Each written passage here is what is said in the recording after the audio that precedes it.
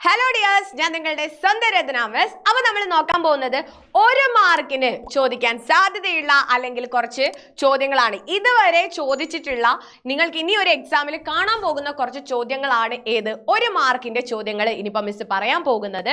അപ്പോൾ വീഡിയോ ഇഷ്ടപ്പെട്ട് കഴിഞ്ഞാൽ ലൈക്ക് ചെയ്യാനും അതുപോലെ തന്നെ നിങ്ങൾക്ക് ഏതെങ്കിലും പാഠം ഇനി വേണമെങ്കിൽ അതുകൂടെ നിങ്ങൾ കമന്റ് ചെയ്യാൻ മറന്നു പോകരുത്. അപ്പോൾ നമുക്ക് കുറച്ച് ചോദ്യങ്ങൾ നോക്കാം. ഒന്നാമത്തെ ചോദ്യം, എല്ലാ മൃഗങ്ങൾക്കും വകതിരിവുണ്ട്, അതനുസരിച്ച് ജീവിക്കുന്നുമുണ്ട്, മനുഷ്യന് മാത്രം സംശയം. ആര് പറഞ്ഞതാ? ശ്രീനാരായണ ഗുരു പറഞ്ഞതാണ് അല്ലെ. ജാതി ചിന്തയെക്കുറിച്ച് ശ്രീനാരായണ ഗുരു പ്രകടിപ്പിച്ച ഈ അഭിപ്രായത്തിൽ സ്ഫുരിക്കുന്ന ഭാവം എന്താണ്? എന്ത് ഭാവമാണ് ഇങ്ങനെ പറയാൻ കാരണം? സന്തോഷം, പരിഹാസം, സങ്കടം, കോപം അല്ലെ. മനുഷ്യന് മാത്രം എന്താണ് അത് തിരിച്ചറിയാൻ പറ്റുന്നില്ല. അതില് പരിഹസിച്ചതാണ് ആര്? നമ്മുടെ ശ്രീനാരായണ ഗുരു. ഇനി അടുത്തത്, ഈ വയ്യാവേലിയിൽ നിന്ന് തലവലിക്കാൻ മത്തായി കുറേ പാടുപെടേണ്ടി വന്നു. ഏത് വയ്യാവേലിയിൽ നിന്നും? നമ്മുടെ മർക്കോസിനെ കുടുക്കിയ, കള്ളക്കേസിൽ കുടുക്കിയ ആ വയ്യാവേലിയിൽ നിന്നും. അടിവരയിട്ട പ്രയോഗത്തിന്റെ ശരിയായ അർത്ഥം എഴുതുക. അതായത് തലവലിക്കുക എന്നുള്ളതിന്റെ ശരിയായ അർത്ഥം ഇവിടെ എന്താണ് സൂചിപ്പിക്കുന്നത്? തല പുറത്തിടുക, രക്ഷപ്പെടുക, കഷ്ടപ്പെടുക, അധ്വാനിക്കുക. ഏതാണ് മക്കളെ ശരിയായിട്ടുള്ള ഉത്തരം? തല പുറത്തിടുക, രക്ഷപ്പെടുക, കഷ്ടപ്പെടുക, അധ്വാനിക്കുക. അതെന്താണ്? രക്ഷപ്പെടുക അല്ലെ. രക്ഷപ്പെടാൻ കുറേ മത്തായി ബുദ്ധിമുട്ടേണ്ടി വരും എന്നതാണ് ഉദ്ദേശിച്ചത്. ഇനി അടുത്തൊരു ചോദ്യം എന്ന് പറയുന്നത് കുറച്ച് എന്താണ്, ഇങ്ങനത്തെ പട്ടിക ഇപ്പൊ കാണുന്നുണ്ടോ? നിങ്ങളുടെ 8ാം ക്ലാസ്സിലെ കുഞ്ഞുങ്ങൾക്കും ചോദിച്ചായിരുന്നു. ഇങ്ങനത്തെ പട്ടിക തന്നിട്ട് അവരോടൊക്കെ എന്താണ് കഥാപാത്രങ്ങളുടെ അല്ലെങ്കിൽ എഴുത്തുകാരുടെ പേരൊക്കെയാണ് എഴുതാൻ പറഞ്ഞത്. ഇവിടെ നിങ്ങൾ നോക്കിയേ, 2016-17 ചോദിച്ചൊരു ചോദ്യമാണ്. അതായത് ഇവിടെ നമുക്ക് ഇവിടെ പണയം തന്നിട്ടുണ്ട്, കുറ്റിപ്പുഴ കൃഷ്ണപിള്ള. അങ്ങനെ ഈ കൃതികളും കഥാപാത്രങ്ങളുടെ പേര് ഇതൊക്കെയാണ് നമുക്ക് തന്നിട്ടുള്ളത്. എഴുത്തുകാരുടെ പേരും അതുപോലെ തന്നെ കൃതിയുടെ പേരും നമുക്ക് തന്നിട്ടുണ്ട്. യോജിച്ചവ തിരഞ്ഞെടുത്ത് എഴുതാനാണ്. ഇവിടെ നോക്കിയേ, മലനാട്ട് ജീവിതത്തിന്റെ മധുരോദാരവും പാവനവുമായ സങ്കല്പം ഏതിലാം? ഓണമുറ്റത്താണ്. ഓണമുറ്റത്ത് ആര് പറയുന്നതാണ്?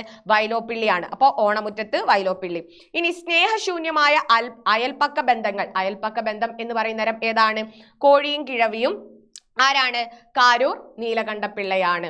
അതുപോലെ തന്നെ അടുത്തൊരു ചോദ്യം, മാനവസ്വത്വം അതുപോലെ തന്നെ അദ്വൈത ചിന്ത മതങ്ങൾ ഒരുക്കുന്ന മഹാസമുദ്രത്തെ പറ്റിയുള്ള കാഴ്ചപ്പാട് ആരുടേതാണ്? നമ്മുടെ ശ്രീനാരായണ ഗുരുവിൻ്റെതാണ്.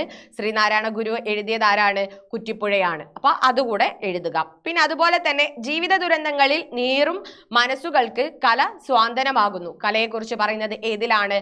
പണയമാണ്. പണയം എഴുതിയത് ആരാണ്? ഈ സന്തോഷ് കുമാർ ആണ്. അപ്പോൾ അങ്ങനെ നിങ്ങൾ എഴുതിക്കൊള്ളണം. ഇനി വരുന്ന മറ്റൊരു ചോദ്യം എന്ന് പറയുന്നത് എന്താണ്? ഈ പറമ്പിൽ ഇനി വല്ലതുമുണ്ടോ ബാക്കി? എന്ത് നട്ടാലും നശിപ്പിക്കുന്ന ഒരു കോഴി. മർക്കോസിന്റെ വാക്കുകളിൽ പ്രകടമാകുന്നത് അല്ലെ, എന്ത് നട്ട് കഴിഞ്ഞാലും എന്താണ്? ആ കോഴി തിന്നും എന്ന് പറയുന്നതിൽ സഹതാപം, കാരുണ്യം, അമർഷം, സ്നേഹം എന്തായാലും എന്താണ്? ആദ്യം പറഞ്ഞ രണ്ടുമല്ല, അവസാനത്തേതുമല്ല. ഉത്തരം ഏതാണ്? അമർഷമാണ്. അതിനോടുള്ള അല്ലെ അതെല്ലാം തിന്നും എന്നുള്ളതിലുള്ള അമർഷമാണ്. പിന്നെ അടുത്തത്, ശ്രീനാരായണ ഗുരുവാകട്ടെ തപശ്ചര്യ കൊണ്ട് വികസിപ്പിച്ച സ്വകീയമായ വ്യക്തിമഹത്വത്തെ സമൂഹ ഉന്നമനത്തിനായി വിനിയോഗിച്ചു. വ്യക്തിമഹത്വം എന്ന പദത്തിന്റെ ശരിയായിട്ടുള്ള വിഗ്രഹാർത്ഥം എഴുതാനാണ് പറഞ്ഞത്. അതായത് വ്യക്തിമഹത്വം ആരുടെ മഹത്വമാണ്? വ്യക്തിയുടെ മഹത്വമാണ് വ്യക്തിമഹത്വം. ഓക്കെ.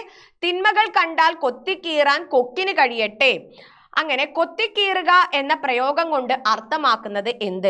മറന്നു കളയുക, ശക്തമായിട്ട് പ്രതികരിക്കുക, നിസ്സാരമെന്ന് കരുതുക, പ്രശംസിക്കുക. എന്താണ്? ശക്തമായിട്ട് പ്രതികരിക്കുന്നതിനെയാണ് കൊത്തിക്കീറുക എന്നതുകൊണ്ട് ഉദ്ദേശിക്കുന്നത്. ഇനി അതുപോലെ തന്നെ മുക്കുറ്റികൾ മാവേലി മന്നനെ എതിരേൽക്കാൻ ഒരുങ്ങി നിൽക്കുന്നത് അല്ലെ. എങ്ങനെയാണ് മുക്കുറ്റികൾ മാവേലി മന്നനെ? മുക്കുറ്റി എങ്ങനെയായിരുന്നു? നറുമുക്കുറ്റികൾ എങ്ങനെയാ നിൽക്കുന്നത്? വെള്ളത്താലം എടുത്ത് നിൽക്കുന്നത് നെയ്യാമ്പലുകൾ. ദീപക്കുറ്റികൾ നാട്ടിയിരിപ്പോ നറുമുക്കുറ്റികൾ. മലരിൻ കൂട നിറച്ചു നിൽക്കുന്നത് ആരാണ്? തുമ്പകളാണ്. അതുപോലെ തന്നെ കമുകിൻ പൂകരി തൂകി അല്ലെ, എന്താണ്? നിലത്തൊക്കെ.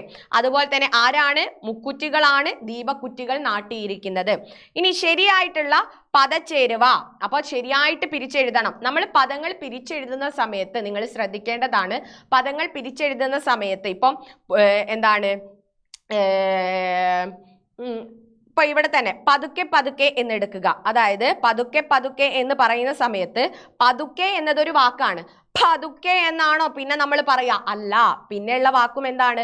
പതുക്കെയാണ്. അപ്പം കൃത്യമായിട്ട് ആ വാക്കായിരിക്കണം നിങ്ങൾ എഴുതേണ്ടത്. കൂട്ടിച്ചേർന്ന വാക്കല്ല. നമ്മൾ എന്താണോ വാക്ക് സ്വതവേ പറയാറുള്ളത് ആ വാക്കായിരിക്കണം പിരിച്ചെഴുതുന്ന സമയത്തും എഴുതേണ്ടത്. അപ്പൊ പതുക്കെ പതുക്കെ, ഇവിടെ കണ്ടോ 2 പാ വരുമോ? പതുക്കെ, അത് നമ്മൾ ഉച്ചരിക്കുന്ന വാക്ക് അങ്ങനെയാണോ? അല്ല.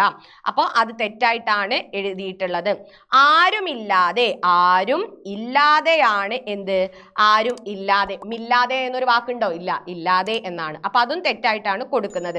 വിഷമമുണ്ട്, വിഷമമുണ്ട് എന്നാണോ പറയാറ്? വിഷമം ഉണ്ട് എന്നാണ് നമ്മൾ പറയാറ്. അതും തെറ്റാണ്. ചിറകടി ഒച്ച, ചിറകടി ഒച്ച. അപ്പൊ ഏതാണ് ശരിയായിട്ടുള്ളത്? അവസാനത്തേതാണ്. ഇങ്ങനെ കൃത്യമായിട്ട് പിരിച്ചെഴുതാൻ നിങ്ങൾ ശ്രദ്ധിച്ചോളണം. അപ്പൊ ഇതുപോലുള്ള ഇൻഫോർമേറ്റീവ് വീഡിയോകളിലൂടെ നമുക്ക് വീണ്ടും കാണാം. അതുവരെ ബൈ ബൈ ഗായ്സ്.